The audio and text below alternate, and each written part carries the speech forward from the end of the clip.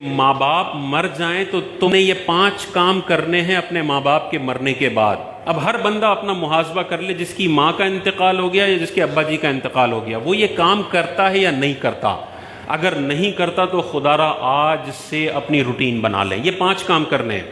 اور وہ کیا 5 کام ہیں؟ حضور نے ارشاد فرمایا الصلاۃ علیہما، اپنے والدین کے لیے رحمت کی دعا کرو۔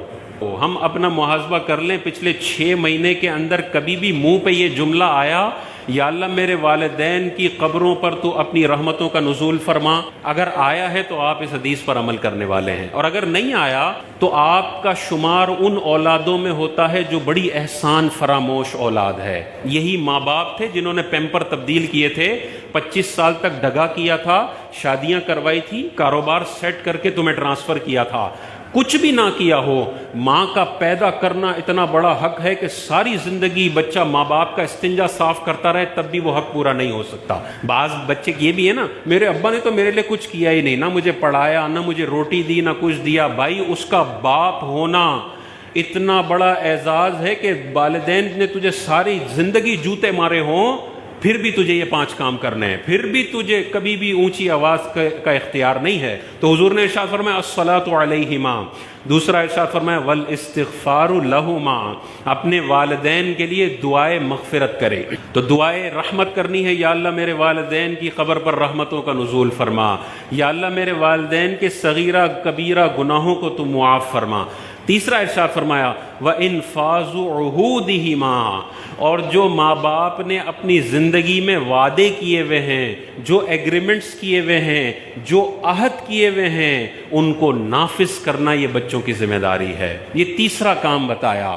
ابا جی نے 90 ڈیز پیمنٹ ٹرم پہ کاروبار کیا ہوا ہے اور 20 دن میں مر گئے، یہ ابا نے عہد کیا ہوا ہے، پورا کرنا بچوں کی ذمہ داری ہے۔ ابا جی نے اپنے ٹریڈ پیبلز کے قرضے دینے ہیں، یہ ابا جی نے عہد کیا ہوا ہے، ان کے ساتھ ایگریمنٹ کیا ہوا ہے، یہ پورا کرنا لازم ہے۔ چوتھا ارشاد فرمایا وَإِكْرَامُ صَدِيقِهِمَا، اور ان دونوں کے دوستوں کی عزت کرنا۔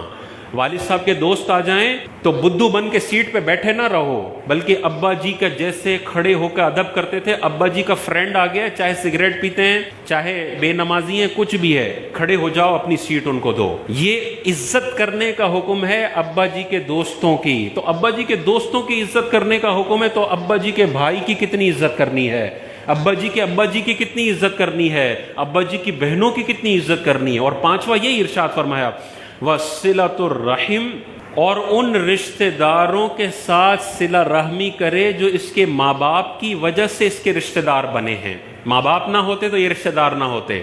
تو اس میں چچا بھی آ گئے، پھپھو بھی آ گئے، خالہ بھی آ گئے، ماموں بھی آ گئے۔ ابا جی کا انتقال ہوا تو یہ نہیں ہے کہ بس چچا کو اب ان کے حال پہ چھوڑ دیا، پھپھو کو ان کے حال پہ چھوڑ دیا کہ اب یہ جانے، ابا جی جانے، ابا جی تو چلے گئے، ہمارا تو ان کے ساتھ کوئی خاص تعلق نہیں ہے۔ نہیں، میں نے اپنے رشتہ داروں سے رشتہ جوڑ کے رکھنا ہے۔ انگریزوں کا یہ کلچر ہے کہ انٹی کو آئے ہوئے 3 سال ہو گئے، انکل کو آئے ہوئے 5 سال ہو گئے، کبھی فون پہ بھی رابطہ نہیں ہوتا۔ ان کے تو انٹی انکل کا پتہ بھی نہیں ہوتا نا، بعض اوقات ابا کا ہی پتہ نہیں ہوتا۔ اسلامی کلچر ہے جو آپ کو کہتا ہے جڑ کے رہو، چچا سے بھی جڑو، خالہ سے بھی جڑو، ماموں سے بھی جڑو، پھپھو سے بھی جڑو، بھتیجے بھانجوں سے بھی جڑو، ہر ایک کی خبر گیری کرو، بے حس نہ بن جاؤ، خود غرض نہ بن جاؤ کہ مال ہے تو بس میرا ہے اور میرے بچوں کا ہے۔ پھر جب یہ بندہ محتاج ہوتا ہے تو اس کے رشتہ دار بھی بولتے ہیں جیسے تو نے خود غرضی کا مظاہرہ کیا تھا، آج ہمیں بھی تجھے دینے کے لیے صرف ایک پروڈکٹ ہے اور اس کا نام ہے خود غرضی۔